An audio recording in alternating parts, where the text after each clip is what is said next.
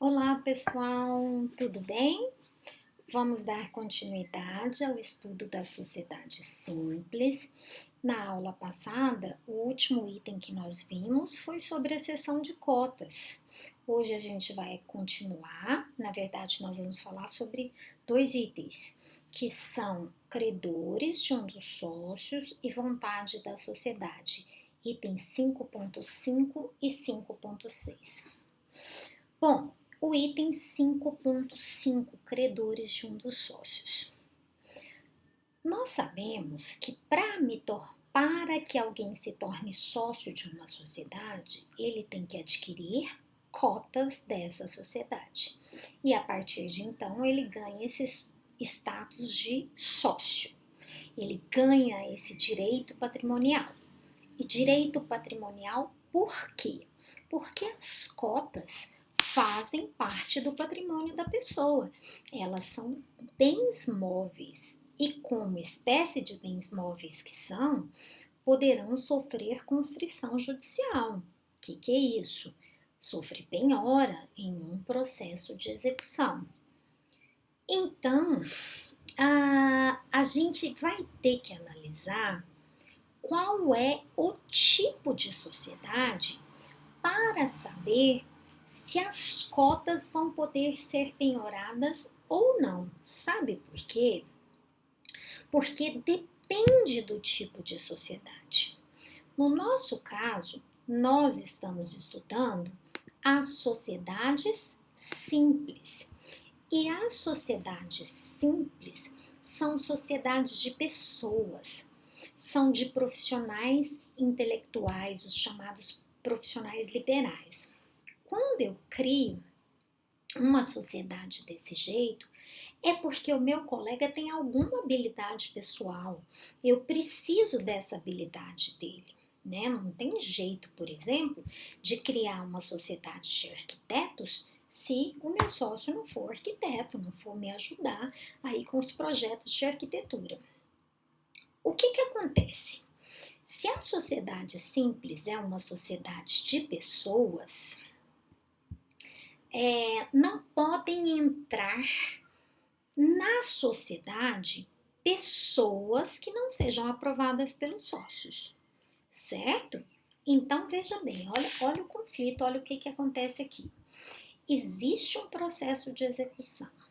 Se houver a penhora das cotas, esse credor vai ser titular daquelas cotas que foram penhoradas. E aí, o que vai acontecer? Ele vai entrar na sociedade e ele vai passar a ser sócio da sociedade. Pode? Não, não pode. Aqui na sociedade simples não existe essa possibilidade. Sabe por quê? Porque justamente por causa dessa qualidade que é exigida, essa qualidade pessoal, de pessoalidade que é exigida dos sócios. Então, o artigo 1026 do Código Civil traz uma regrinha a respeito disso. Ela fala, na verdade, que existem duas soluções. Ou a penhora pode recair sobre os lucros da sociedade, e se a sociedade tiver acabado, sobre a parte que caberia ao sócio em caso de liquidação. Deixa eu explicar cada uma das situações. Na verdade, o que seria recair a penhora sobre os lucros? Seria o sócio, mês a mês, faz retiradas, ou anualmente faz retiradas. Então, iria penhorar essa retirada. Lucros da sociedade. Veja bem que eu não me torno sócio, eu vou pegar só o dinheiro que seria do sócio. Na segunda situação, na parte que lhe tocar em liquidação, se a sociedade se dissolver, acabar, nós temos que liquidar o patrimônio. Vender, pagar os credores, vender os bens, pagar os credores e dividir o saldo remanescente aí, os bens remanescentes entre nós, sócios. Então, esses bens remanescentes é que ficariam para esse credor. Mas vamos supor que a sociedade não foi dissolvida, a sociedade ainda continua em atividade, mas não está aferindo lucros. O que esse credor pode fazer de acordo com o parágrafo único do 1026? Ele pode requerer a liquidação da cota do devedor. Ele pode falar: olha, senhor juiz, eu quero que liquide a cota dele, porque eu preciso pegar um dinheiro que é meu. E aí eles vão dissolver, vai haver uma dissolução parcial da sociedade, vai ser retirado esse sócio da sociedade, vai apurar o valor que cabe a ele e então, desse modo, esse valor será repassado ao credor. Isso, gente, na sociedade simples. Lembre-se, lá quando a gente chegar na sociedade limitada, a regra é outra, tá bom? Vamos para frente. Vontade da sociedade. Bom, como é que a sociedade expressa a sua vontade? Através dos seus administradores.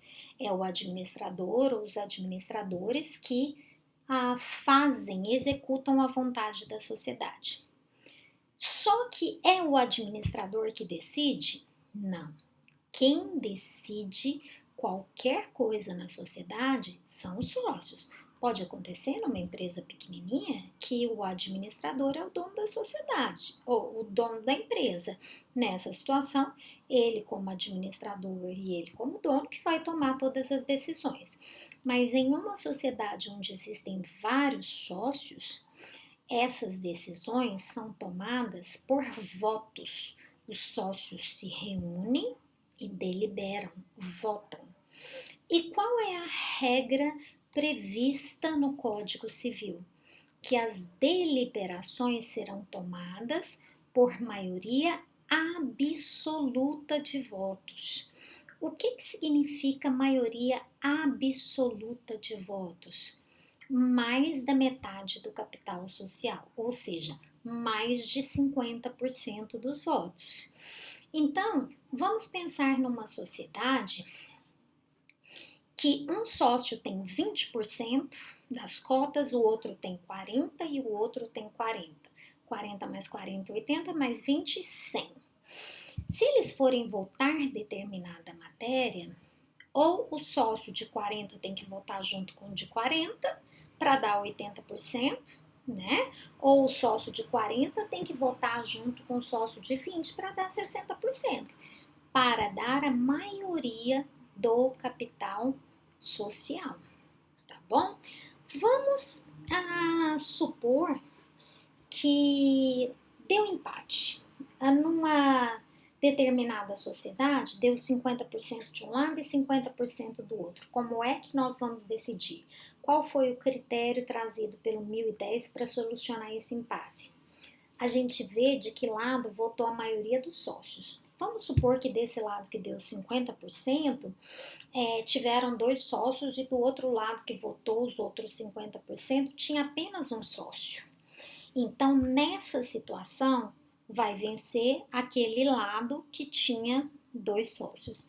Agora, vamos voltar aqui.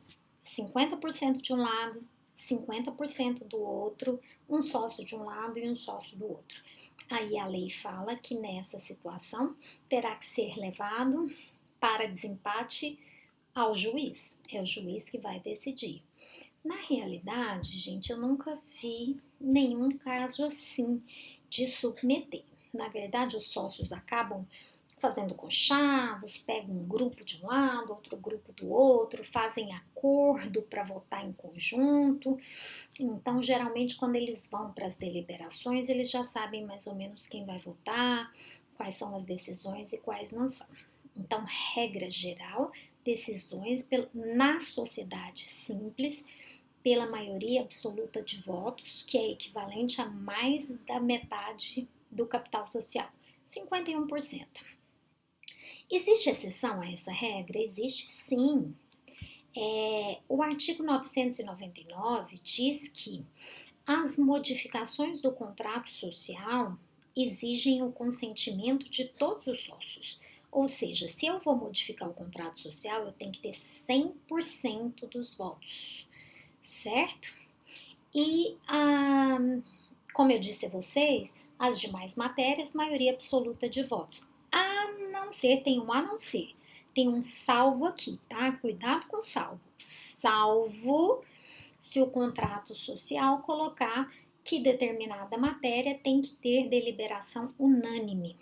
Então, regra geral, matérias são decididas pela maioria absoluta, exceção, contrato social que exige consentimento unânime. Ou, se o contrato social exigir para qualquer outra matéria que não seja modificação do contrato social, deliberação unânime também. Bom, pessoal, é isso então. Na aula que vem a gente continua com a administração da sociedade. Um abraço, fiquem com Deus.